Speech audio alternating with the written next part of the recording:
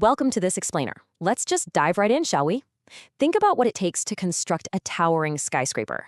You wouldn't just show up to a dirt lot with a pile of bricks, start stacking them up, and, hope the whole thing holds up against the wind. No way. You need a meticulous blueprint. Well, building a business is exactly the same thing. If you want to build an enterprise that actually lasts for decades and not just for a few stressful months, you have to architect it with total precision. Today, we're going to look at the structural integrity of business, drawing from a fantastic breakdown of the 20 fatal mistakes that bring companies crashing down. So let me just ask you this straight up. Why do businesses actually fail?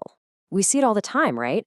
Passionate founders, what seem like amazing products, tons of initial hype and energy, and then suddenly they're closing their doors. It is kind of the central mystery of entrepreneurship. But as we'll see from the source material, there's a very clear and honestly somewhat surprising answer to this. Now, here's the kicker. Most businesses actually don't fail because of a bad idea. Seriously, a bad idea usually just doesn't get off the starting line. No, they fail because of bad decisions. It's a structural failure. A business rarely caves in from that initial concept. Instead, it collapses under the crushing weight of a series of poor structural choices made along the way. To really wrap our heads around these decisions, we're going to walk through a blueprint for today's explainer. We've grouped those 20 fatal mistakes into 4 distinct phases of construction. First, laying a fatal foundation. Second, running out of oxygen. Third, people, pride, and product. And finally, the builder's mindset. All right, kicking things off with Section 1, laying a fatal foundation. Look, just like in construction, if you've got cracks in your foundation, the whole house is coming down, no matter how beautiful the upper floors look. The early days of a business are where some of the absolute most critical structural errors happen. This is exactly where founders often dig their own graves. Step 1 highlights the massive danger of building before validating.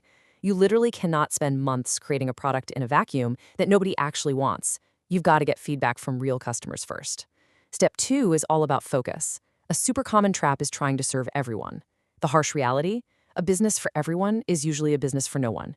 You have to pick a specific audience. And step 3 is about growth. Growing too fast might sound like a great problem to have, but scaling a broken system, that just creates exponentially bigger problems. You have to fix the foundation before you expand. And before we leave this foundation phase, we really got to talk about the boring, unglamorous stuff. Ignoring legal and tax compliance is basically taking a wrecking ball to your own hard work. A genuinely fantastic business can be completely ruined by entirely preventable legal or financial issues. As it turns out, the IRS absolutely does not care how passionate you are about your product. It's basic structural maintenance. Moving right along to Section 2, running out of oxygen. Okay, so the foundation is poured, but your enterprise needs resources to breathe and actually stay alive. If you cut off the supply, the collapse is incredibly fast. The crucial thing here is understanding what that oxygen actually is. First off, it's cash. The source points out this fascinating paradox. Even profitable businesses can die if they don't have enough actual cash on hand to pay their bills. You absolutely have to protect your cash flow. Second, your oxygen cannot come from just one tank. Never, ever depend on just one customer or one single platform. If one major client leaves or your main social media account gets banned, your business shouldn't just vanish. That is a massively dangerous single point of failure. You know another guaranteed way to suffocate your business? Competing solely on price. There is always going to be someone cheaper out there. If being the cheapest is your only strategy, you are in a race to the bottom. Instead, to build something lasting, you've got to differentiate. Compete through value, whether that's unparalleled quality, blazing speed, a rock-solid brand, or just an unforgettable customer experience. And to make sure you're not just bleeding cash, you have to track your numbers. It's the old saying, you can't improve what you don't measure. You need a pulse on revenue and expenses, but pay special attention to these 2 metrics right here. Customer acquisition cost, which is what it costs you to actually get a buyer, and customer lifetime value, what they bring in over the course of their relationship with you. Knowing these numbers inside and out keeps the oxygen flowing. All right, on to Section 3, people, pride, and product. This is where ego sneaks in and just rots the structure from the inside out, usually completely out of sight until it's way too late. These are the pride-based traps that catch so many founders. First up, ignoring customers. Hard truth, your opinion doesn't pay the bills. Your customers' wallets dictate reality. You have to listen to complaints and constantly improve. Second, ignoring marketing because you're just so proud of your product. Listen, even the absolute best product in the world won't sell itself if nobody knows it exists. And third, copying competitors blindly. It's vital to learn from them, for sure, but don't just become a clone of them. You must stand out. Which actually brings us perfectly to the concept of branding. Look, products, they are super easy to copy. Anyone with a factory or some coding skills can do it, but a trusted brand? No way. That is incredibly hard to duplicate. Not building a brand leaves you completely exposed. Think of a trusted brand as this giant protective moat around your enterprise, keeping your structural integrity safe from competitors. But, and this is huge, all that brand loyalty can be completely wrecked from the inside. Hiring the wrong people is a fatal mistake.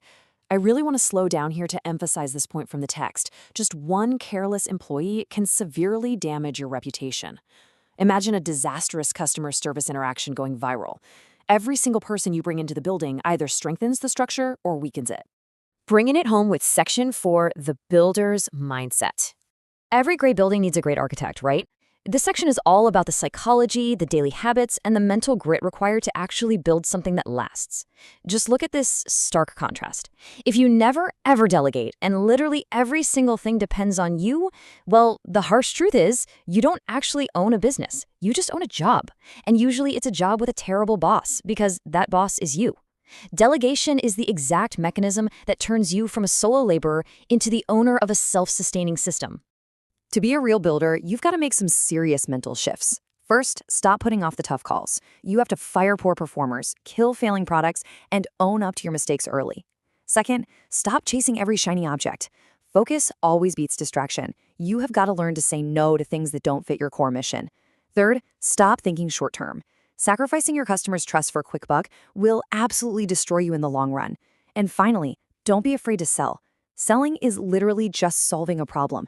If you truly believe in what you've built, you have to learn to sell it with confidence. Now, this timeline shows probably the most tragic mistake of all, throwing in the towel too early. Look at how this maps out.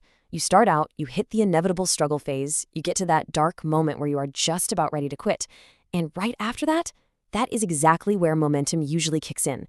So many businesses fail right at step 3, inches away from gaining real traction, simply because the founders abandon the blueprint and give up. And to actually survive that roller coaster, you have to avoid one final mistake: stopping your own education. A lasting enterprise demands an adaptable builder. Markets pivot, tech evolves like crazy, and customer expectations are always on the move. If you stop learning, your business stops growing. It's that simple. If you take absolutely nothing else away from this whole explainer, let it be this one golden rule followed by the best entrepreneurs out there. Fall in love with the customer's problem, not with your solution. If the problem evolves, you have to be totally willing to change your solution too. Your ego cannot be tied to the product itself. It has to be tied to solving the customer's actual needs. At the end of the day, your goal is to build meaningful businesses. And hey, your very first business is probably not going to be your last. Your true asset isn't your current product or your website right now. It's your ability to learn, to adapt, and to execute over and over again. You have the blueprint now. So knowing what it actually takes to design an architecture that lasts, what will you build next?